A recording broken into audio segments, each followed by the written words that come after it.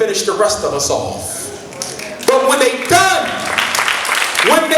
with the masses, guess who they come to last? You. And one of our biggest problems, New Haven, is your black bourgeoisie. Yes. And one of our problems is being afraid to call them the hell out. Yep.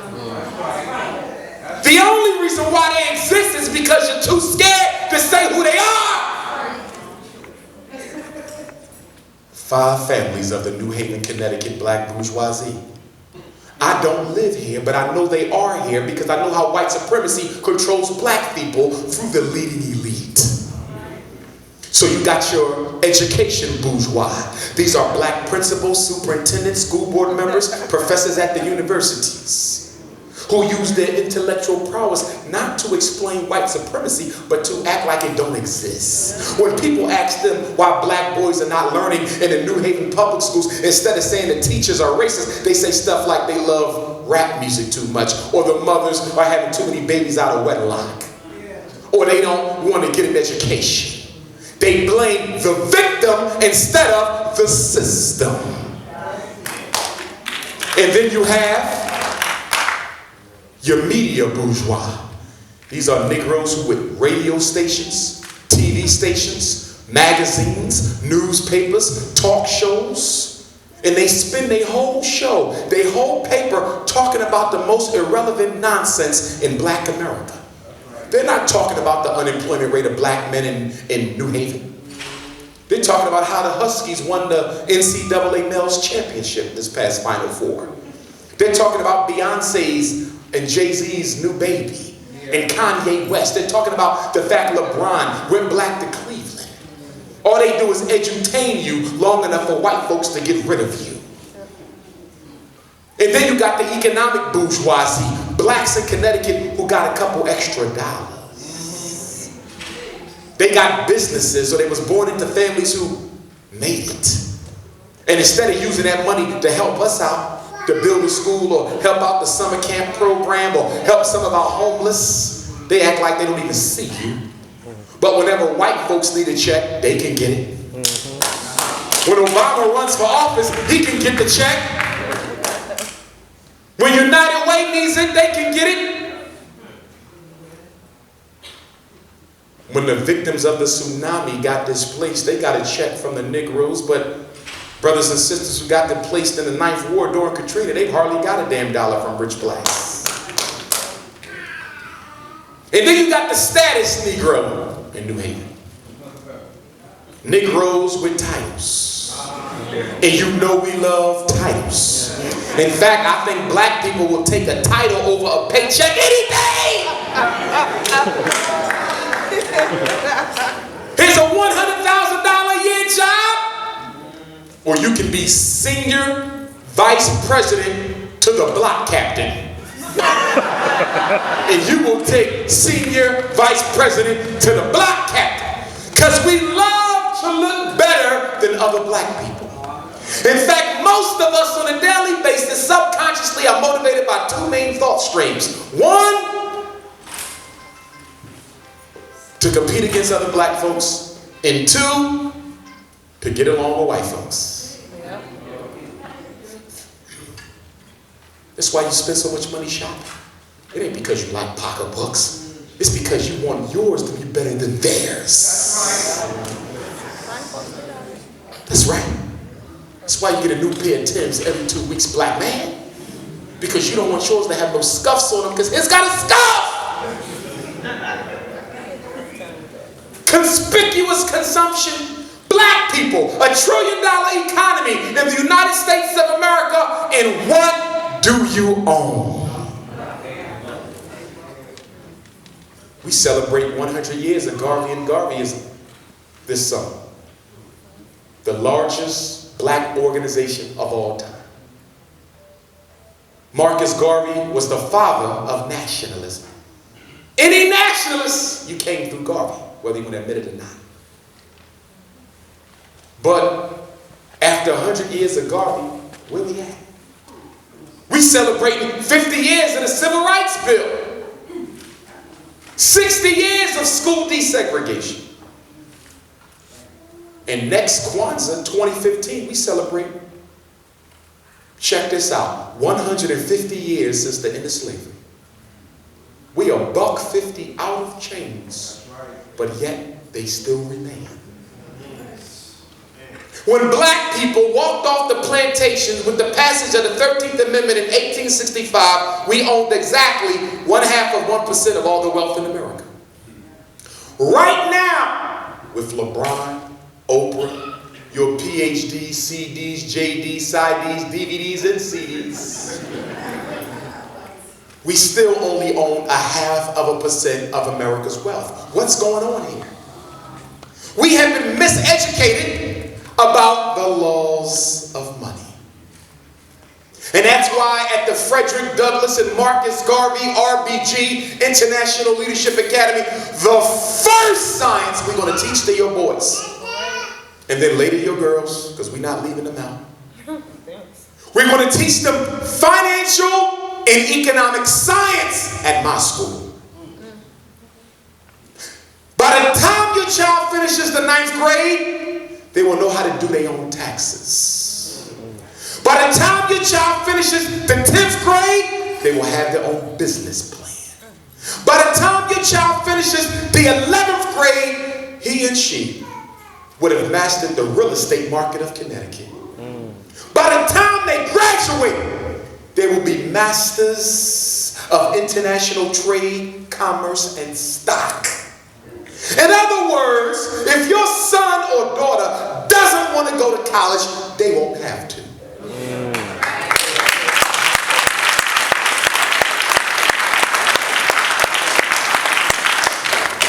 The top 1% richest people in America have more wealth than the bottom half. And they're not getting it with degrees and bachelors and masters. They're doing it with money. And we got to teach our children the same laws. College. You said, Dr. Johnson, how can you dare say we should second think about college when you have 6 degrees from 3 different European universities? And I would say I had to learn the hard way. And I would say that the only thing college guarantees you is debt to the bankers of America. Are you aware that we got 2 million black, college-educated, master degree-holding Negroes who are in the soup kitchen and a homeless shelter because they can't find work? College is not the answer all the time. Now, did I say we should send nobody? I would never say that. Because there's certain careers in America that are legally regulated. I'm a principal, that's legally regulated. I'm a school psychologist, that's legally regulated. If you're an attorney, that's legally regulated. You're a doctor, an engineer. These are legally regulated professions, which means you got to pass a test, get a license or a cert, which means you got to go to college. So for our children who want to be things that require it, we will prepare them for it. But I need our children to know there's another way to success. It's about ownership. It's about entrepreneurship. It's about pulling your resources together. So while other people's children are at college wasting $100,000 to study Macbeth, you don't need $100,000 to study Macbeth. Graduates of the Fred Douglass Marcus Garvey Academy will be making their first $1 million their first year out of high school. That's what we are talking about. And then we're going to teach your children agricultural and agronomical science. My good brother told me about the restaurant that y'all got right down the street where they make all whole food. I don't know if whites own it, look like Amish people in there. Yes. Is that black owned? No. Of course not. Anyway. That's where I just had my meal. Delicious, totally natural. On my school's campus, we're going to have a vegan restaurant operated by the children. Agriculture is important for a variety of reasons, y'all. Number one, not just to eat to live, that's important. But are you aware that agribusiness is one of the largest businesses in the world? More money is made off growing and selling food than almost anything else except gold and diamonds. So not only can you eat to live, but you can eat to provide. We want our children, in order to graduate from my school, you got to be able to grow 6 fruit, 6 vegetable. In your home, not outside, because just because you don't have a garden don't mean you can't grow. So for some of you who got daughters who are raised to only look cute and sit on the steps long enough so somebody can come by and get them pregnant, let them know at my school they're going to get dirty. Cut the nails off, give them back to Miss Wu at the Chinese store. Because you're going to dig into the dirt. We're going to teach your ass how to grow some things. We're sick and tired of all our girls being socialized to be sex objects. 5 years old and she twerking. 8 years old, tattoo. 12 years old, mini skirt and a damn thong. Oh my gosh, she's pregnant at 13. You socialized her to be a sex object. Yes, she's pregnant at 13. That's right. Look at us, we are sexually objectifying our babies. I better not see none of my kindergartners show up next week dressed like that. I'm sending them home. You don't send her here like this. Teaching her to prostitute her body at 5 and 6. Well, that's the way they make the clothes. To make your own.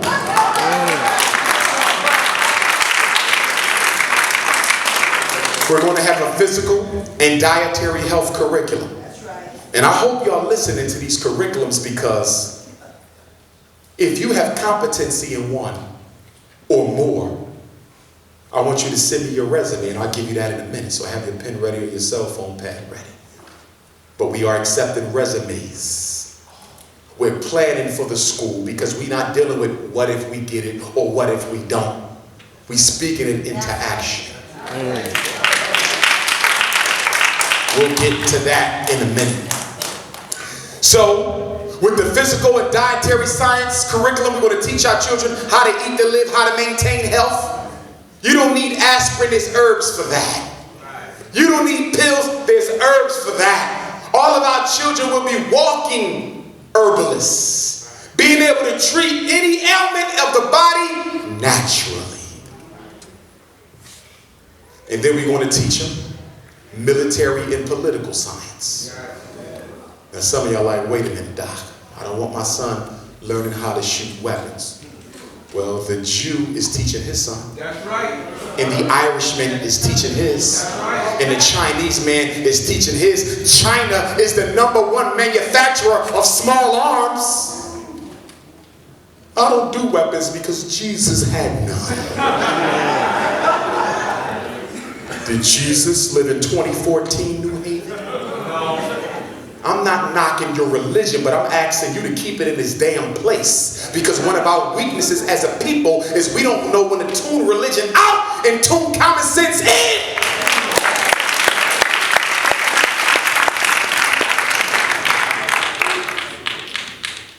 So yes, we will teach them how to use firearms responsibly and legally.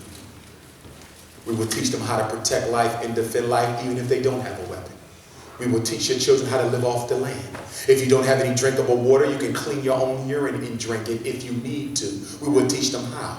You don't have matches to start a fire, we will teach you how to do it naturally. Because America is quickly descending into martial law. And you better be ready to protect you and yours. Once Obama pushes that button, and it's coming. Ferguson is just a test case. You're going to see the whole country turn into a Ferguson. I don't want to say it, but I know it's coming because President Obama has signed over 200 executive orders. You think he's signing them just to sign them? Why is he paving the way for this police takeover? Because it's coming. Because if you know anything about the New World Order, which is nothing more than the permanency of white supremacy, every nation on earth has to descend into chaos so the international police could come in and bring everybody under a one world government. London in America is coming next. How many of you are ready for that? If the electricity got cut off in your house today, could you go 3 weeks in your house without no electric? If the plumbing stopped tonight, could you go 3 weeks in your house if you couldn't go outside? How are you going to dispose of the human waste? Y'all need to be thinking about this. Do you have the water saved up? Do you have the canned goods saved up? Do you have alternative ways to eat your food saved up, people? In the event of a nuclear catastrophe, New Haven, Connecticut, what buildings are nuclear safe? Which buildings in this city were created to withstand a nuclear attack? You need to know that. Where's the high points in the city? Where's the low points in the city? If the city floods, if you get a Katrina, where should everybody rally to be above sea level? Don't wait till it comes. Get ready now. My brothers and sisters who was in the military, you should be leading this. You don't wait till it comes. Every movie that they put in Hollywood is a precursor to something they're about to do. What's the movie out right now? Into the Storm. That they talking about hurricanes and tornadoes. We didn't already have Katrina. Well, guess what? There's another one coming. Now, we don't normally get hurricanes up this far up the eastern seaboard, but they're coming because they're being man-made. That Haitian earthquake, that was a man-made earthquake. It wasn't even meant for Haiti. It was meant for Venezuela. Chavez said that before they killed him. Man-made disasters. All you do is replicate the same natural phenomenon that God does, and you create the same result. Killing people with the weather, killing people with the food. This Ebola thing, we was in Ghana when that hit. We wasn't sure we would come back home. They called me up to the plane and talking about we need to see your passport. I said, oh damn. They're going to use me. Ebola and AIDS were created around the same time at the United States Army Bioweapons Lab in Fort Detrick, Maryland. It's still there. You can drive by, but you can't go in unless you got top secret security clearance. That's where they be AIDS, Ebola, most of the cancers, West Nile, H1N1, bird flu, swine flu. Why are they doing this? Population control. Right. What has been America's #1 domestic threat for the past 25 years? And it was not Obama. It was not Bin Laden. The #1 threat was population control. Too many black babies being born into the world is the #1 threat for American security. And it's amazing because we talk about black on black crime. Brothers killing brothers, which we need to stop. But what about all the babies we kill out the stomach that nobody ever hears about? Do you realize we kill just as much unborn Africans as we kill living? We've aborted over 3 million babies since 1974. Talking about Hispanics are the fastest growing group. First of all, last time I checked, was a Hispanic was an African who didn't want to be black.